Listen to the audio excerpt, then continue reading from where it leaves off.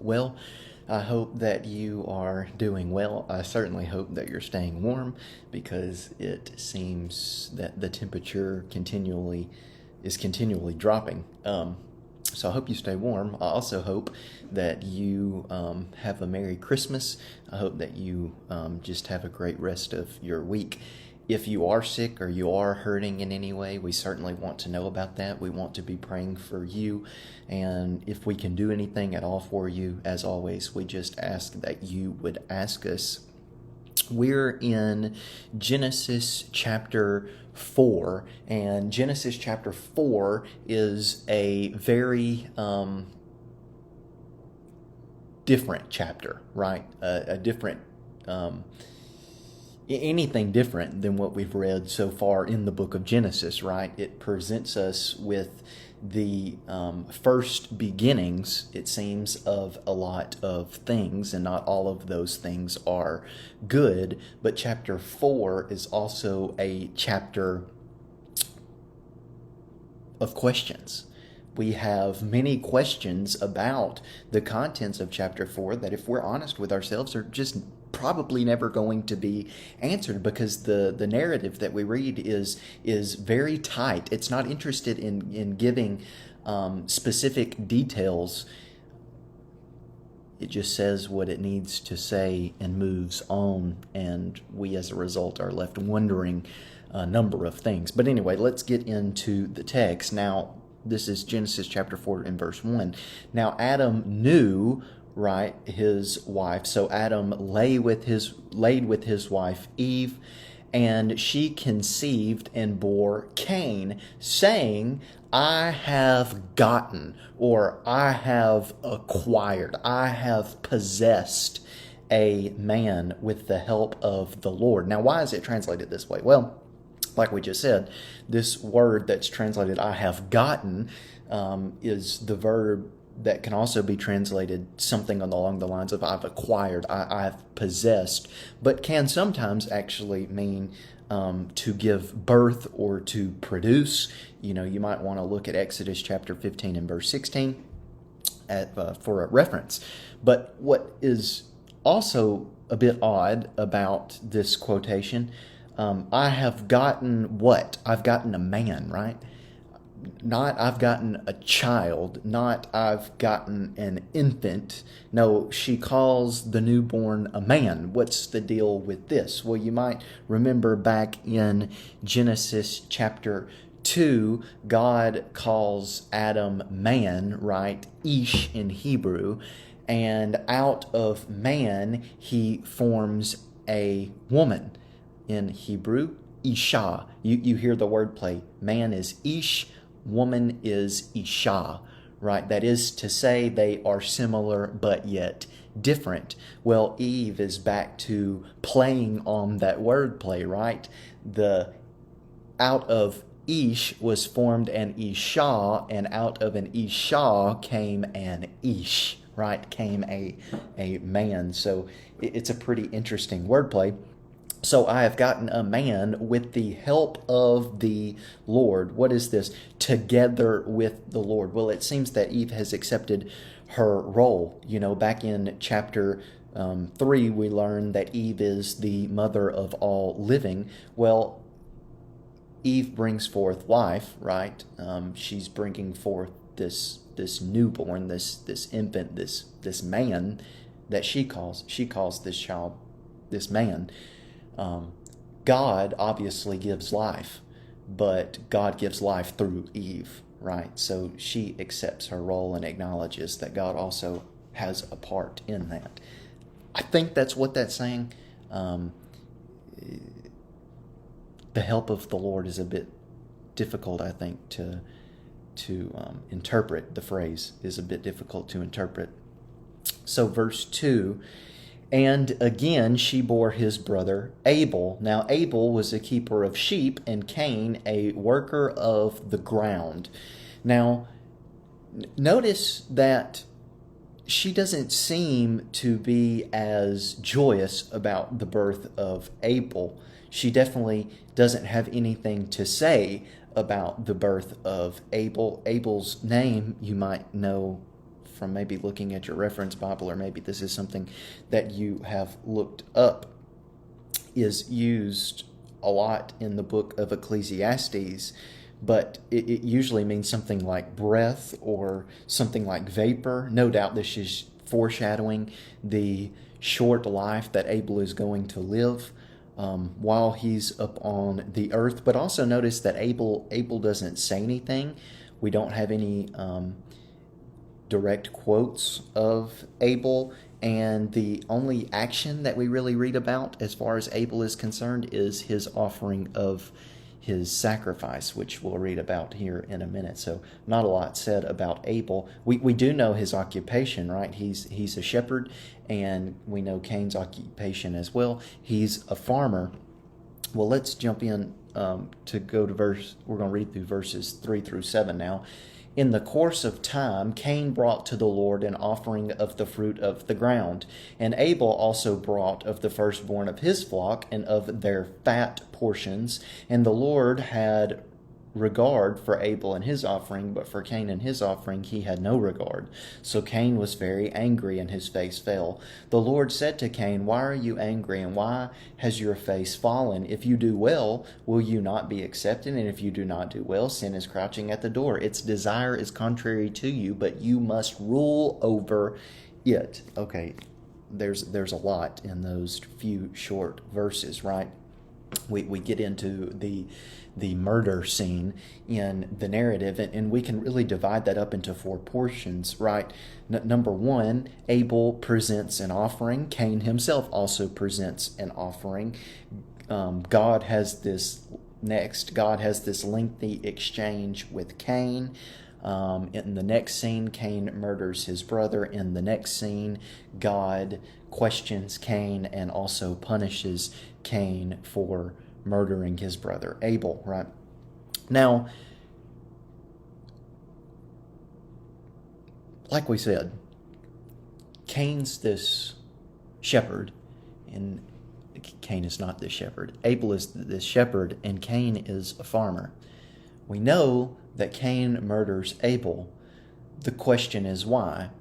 Did it have to do with the filial relationship that they shared? Did it have to do with one of class, right? Was Abel upset? Was Cain upset, rather, that Abel, I'm getting these names all mixed up, right? Was Cain upset that Abel was a shepherd and that he was a farmer, and that's what led to the dispute between the two, and then eventually led to the murder of Abel? Well, it doesn't seem so, right? Neither occupation in the narrative is either lauded or criticized. We have to wonder, if God... Well, let's come back to that thought, okay? Let's go back to another idea.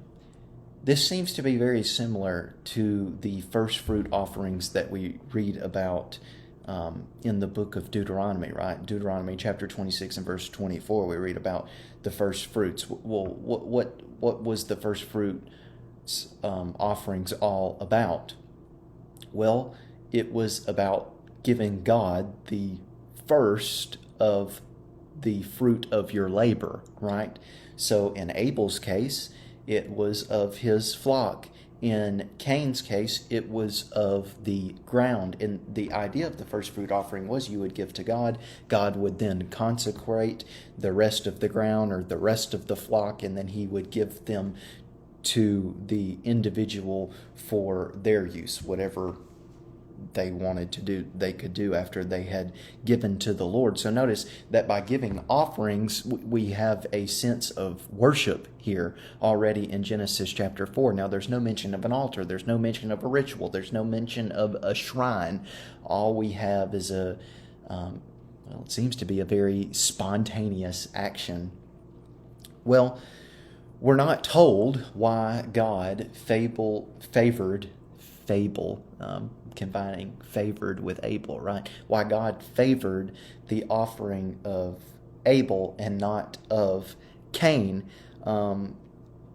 There's usually three main options, I think, that people have come up with. Number one, it had to do with the nature of the gift. That is to say, that God was more pleased that Cain offered, or that Abel, I told you I get these names all mixed up, that Abel offered an animal rather than offering some fruit from the ground. Well, that's a bit problematic because when we read about, sacrifice in Leviticus chapter 17, God accepts both animal sacrifices and offerings from the ground, right? So there's something that seems to be a bit off. Also, the word for offerings is the same word used, the narrator uses the same word for offering to refer to both of the offerings. So the narrator himself doesn't seem to make a sort of qualitative distinction between the words, right? They both seem to be offerings, and they both have the potential for being accepted by God or not. So I don't think this idea it had to do with the nature of a gift is a plausible option. Number two, some people have suggested, well, it's just all about God's freedom. God just had the choice. He just arbitrarily chose which offering he favored and which one he didn't. Well, this seems to be a bit problematic because God specifically told Cain what he could do to have his offering accepted, right? So it doesn't seem to be the case that God just arbitrarily chose one offering over the other. There seemed to be some criteria, some reason. And then number three, well, if it's not the nature of the gift, if it's not God's freedom of choice, we have to conclude, I think, that it had to do with a matter of attitude on the part of the offerer. That is to say, Abel's offering was described how?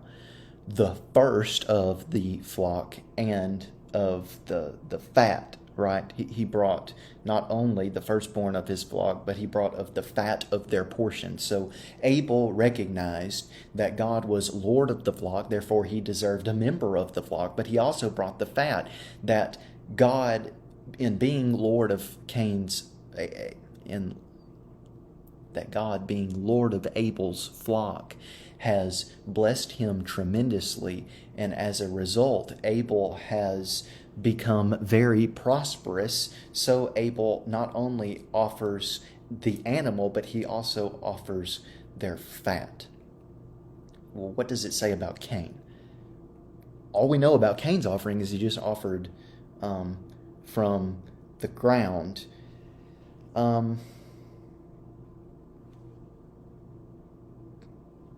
So there's that question. Why did God favor Abel's offering as opposed to Cain's offering? That's one question. The next question we wonder is, how did Cain and Abel actually know which offering God favored? Right? The text doesn't tell us exactly how they knew. This has led some interpreters, usually if you look at the history of interpretation, medieval Jewish interpreters surmised that fire must have come down and consumed the offering of Abel and not of Cain, and this showed that God favored Abel's offering over Cain's. Again, the text doesn't say anything about that.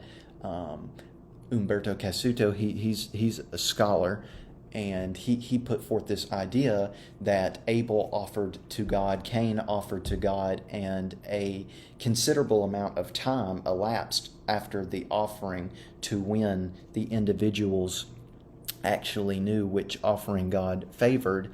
And because there's a considerable amount of time, they just learned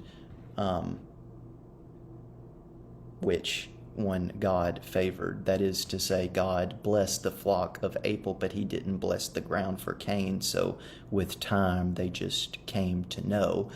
The problem with that is you have to read time into the narrative, and the narrative really doesn't say anything about time, how much time elapses between here and there. So again, it's just a guessing game.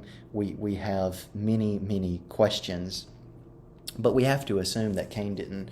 I think it's safe to assume that Cain didn't offer from his first fruits, and as a result, Cain became very angry that God showed favor to Abel's offering and not to his offering. As a result of that, we see that his face fell, right?